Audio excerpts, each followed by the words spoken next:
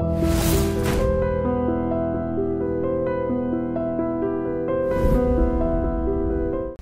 మధ్య Congress party TPCC ఆధ్వర్యంలో machine 31 అని ఒక కార్యక్రమం తీసుకున్నారు. అంటే ఎస్పెషల్లీ ఎస్సీ ఎస్టీ నియోజకవర్గాల మీద దృష్టి పెట్టారు.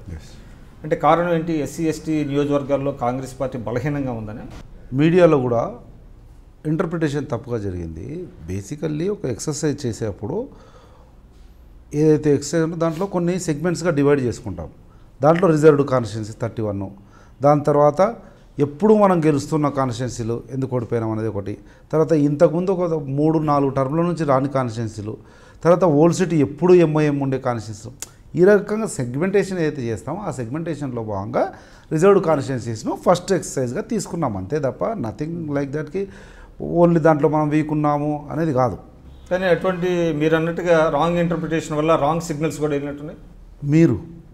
మీరు in the sense media interpret చేసింది.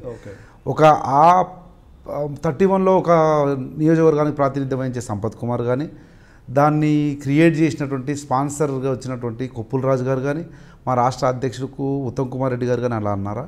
ఈ 31లో మనం బలహీనంగా ఉన్నాం కనుక మనము అక్కడ ఎక్కువ కాన్సన్ట్రేట్ చేయాలని లేదే.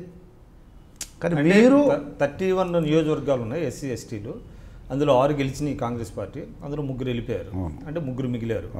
కాబట్టి మిగతా వాటి మీద కూడా మనం దృష్టి పెట్టాలి అనేటువంటిది ఏమైనా వచ్చిందా? లేకపోతే ఇటీవల కాలంలో బీజేపీ ఎస్పెషల్లీ దళిత ఓటు బ్యాంకు మీద కాన్సన్ట్రేట్ చేయటం, అదేవిధంగా రాష్ట్రపతిగా వాళ్ళ రామ్నాథ్ కోవింద్ గారిని ఆయన్ని అభ్యర్థిగా నిలబెట్టడం వల్ల షిఫ్ట్ అవుతుంది, దళిత ఓటు బ్యాంకు కొంత షిఫ్ట్ అవుతుందనే భయం కాంగ్రెస్లో ఏమైనా ఏర్పడిందా?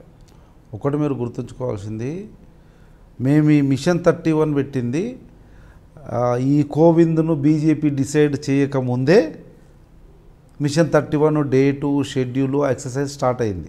ఓ 3 months నుంచి చేస్తా ఉన్నాం ఎక్సర్సైజ్. నా అలంపూర్లో ఎక్సర్సైజ్ అయింది.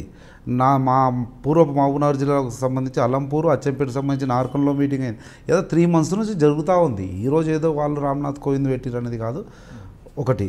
రెండవది మీరు ఇంకేదో ప్రశ్న అడిగినారు, ఓన్లీ బీజేపీ ఏదో పుంజుకుంటుంది, దళిత ఓటు బ్యాంకు షిఫ్ట్ అవుతుంది బీజేపీ వైపు అనేటువంటి. మీరు ఎప్పుడైనా చూడండి, ఎక్కడైనా చూడండి, యావత్ భారతదేశంలో దళిత్ ఐడియాలజిస్ట్స్ కానీ వీకర్ సెక్షన్ ఐడియాలజీ కానీ purely against BJP ideology. BJP is అగ్రవర్ణ ఐడియాలజీ, హిందుత్వ ఐడియాలజీ. అంటే వీకర్ సెక్షన్లో కూడా హిందుత్వం అంటారు, బట్ ఆ వీకర్ సెక్షన్స్ను, డౌన్ ట్రాడన్ సెక్షన్స్ను, అంబేద్కర్ ఐడియాలజీని అనగదొక్కుతూ పైకి పోవాలనేటువంటి ఐడియాలజీ బీజేపీది. కాంగ్రెస్ ఐడియాలజీ అట్లా కాదు, అన్ని వర్గాలను కలుపుకొని పోతూ సర్వతోముఖాభివృద్ధి అభివృద్ధి చేస్తేనే అప్పుడు భారతదేశం ప్రపంచంలో అగ్రగామిగా తీర్చిదిద్దబడుతుంది అనేది కాంగ్రెస్ పార్టీ ఐడియాలజీ.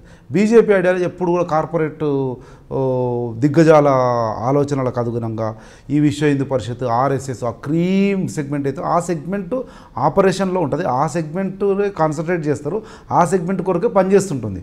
కానీ కాంగ్రెస్ పార్టీ ఆ సెగ్మెంట్ ఎలాగూ బలీయంగా ఉంది కనుక కింది సెగ్మెంట్స్ గురించి ఆలోచన చేస్తూ ఉంటుంది. Down trodden, weaker section, grass root level వాటి గురించి ఆలోచన చేస్తారు. That is the main difference between Congress and BJP. For more interviews, for more news and for more public voice, subscribe iDream.